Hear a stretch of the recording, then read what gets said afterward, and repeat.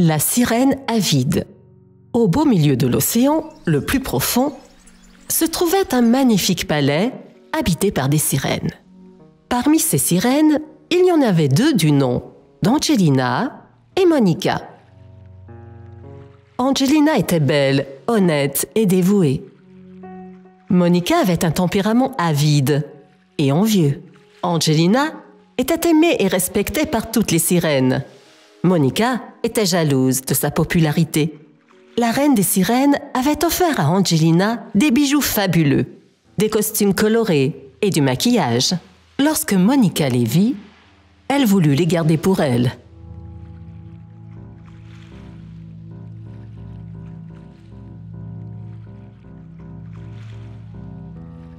Angelina, j'aime vraiment ces vêtements et ces bijoux. Donnez-moi. Tu as tellement de beaux vêtements et de beaux bijoux. Ok, tu peux les prendre. Tu es très gentil. Un jour, Angelina et Monica nageaient près de la surface de l'océan. Elles voyèrent une tempête se former dans la mer. Très vite, elles apercevèrent un bateau pris dans l'œil du cyclone. Les passagers enfilèrent leurs gilets de sauvetage et sautèrent du bateau pour échapper à la tempête. Un beau jeune homme se tenait sur le pont et observait les autres. Il n'avait pas de gilet de sauvetage pour se protéger. Après quelques minutes, le bateau commença à couler. Il sauta à la mer. Angelina le regardait de loin. Elle se précipita et nagea vers lui pour le sauver.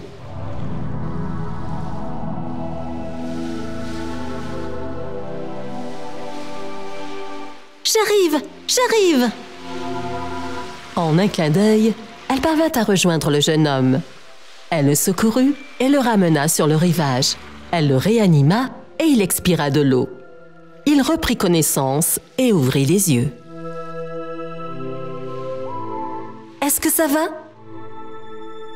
Oui, grâce à vous, je vais bien. Vous m'avez fait une faveur en me sauvant la vie. Comment pourrais-je vous remercier? Vous n'avez pas à repayer. Je l'ai fait par devoir. Mais j'aimerais savoir une chose. Pourquoi avez-vous risqué votre vie comme ça? Si vous vouliez, vous auriez pu choisir de trouver un gilet de sauvetage et vous sauver.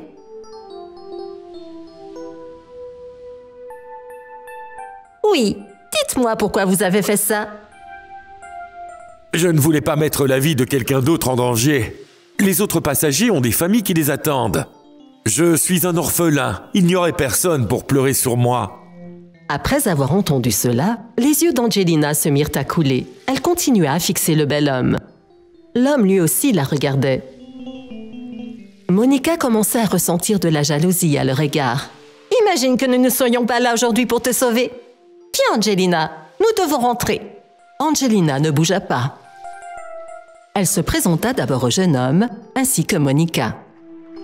« Je suis Angelina, et voici Monica. Nous vivons sous l'océan. Comment t'appelles-tu » Je m'appelle Arshvardan. J'habite à seulement 1,5 km de ce rivage. Nous allons continuer à nous croiser alors. Arshvardan la regarda et sourit. Elle lui souriait en retour. Monica frémissait à l'intérieur. Après cela, les deux sirènes dirent au revoir à Arshvardan et partèrent vers leur maison dans les profondeurs. Arshvardan continua à regarder Angelina jusqu'à ce qu'elle semblât disparaître totalement. Le lendemain, Monica, avide et envieuse, essaya d'embrouiller Angelina avec ses mots doux. Angelina, je sais que tu apprécies vraiment Arshvardan. Je voudrais t'aider. Voilà ce que je te propose.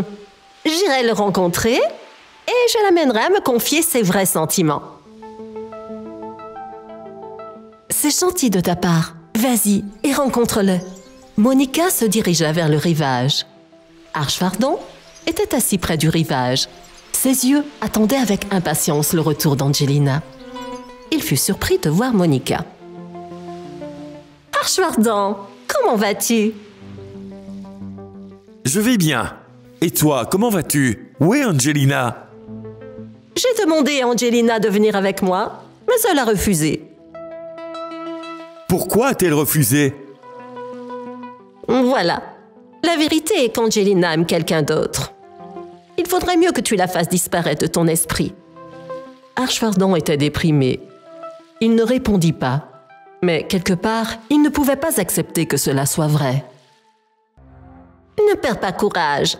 Tu es jeune et beau, avec des pensées si nobles. N'importe quelle fille tomberait amoureuse de toi. Tu es un homme bon.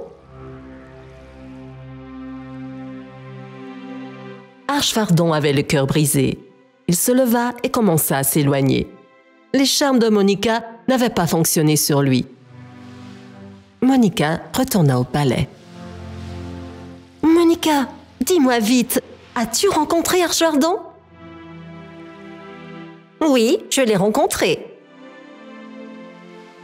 Ah bon? Qu'est-ce qu'il t'a dit? Qu'est-ce qu'il t'a dit? A-t-il demandé après moi ?»« Comment puis-je te dire ça subtilement? Il ne t'aime pas. Il est amoureux de quelqu'un d'autre. C'est mieux si tu l'effaces de tes pensées. » Après avoir entendu cela, Angelina fut désemparée. Elle ne pouvait pas y croire. Ses yeux se remplissaient de larmes et elle se précipita hors de la maison. Quelques jours passèrent. Archfardon et Angelina se sentaient tous deux tristes et perdus. Le désir de Monica de faire de Archfardon le sien augmentait chaque jour. Archfardon s'asseyait toujours sur le rivage, espérant qu'Angelina passerait un jour. Il voulait entendre la vérité directement d'elle. Un jour, alors qu'Archfardon était assis sur le rivage, perdu dans ses pensées, Monica s'approcha de lui, suivie d'Angelina. En apercevant Angelina, l'étincelle se raviva dans ses yeux. Son visage se remplit à nouveau d'amour. « Archfardon, comment vas-tu » ? Étrangement, toujours en vie. J'attends toujours. Puis-je te demander quelque chose? Vas-tu répondre sincèrement? Vas-y. Quelle est la chanceuse qui a volé ton cœur? Toi. Mais tu... Angelina tenait la main d'Archfardon. Le visage de Monica révéla sa déception. Son plan avait échoué. Archfardon se rendit également compte de la vérité. Angelina et Archfardon s'épanouissaient dans l'amour et la joie et s'unissèrent pour l'éternité. Monica fut déçue d'elle-même. Sa nature avide et égoïste l'avait fait perdre. Morale de l'histoire. La cupidité mène toujours à une grande perte. Tenter de voler ce qui appartient à quelqu'un d'autre est un péché. If you enjoyed this story, please like and subscribe our channel and press the bell icon to get future updates. And don't forget to comment.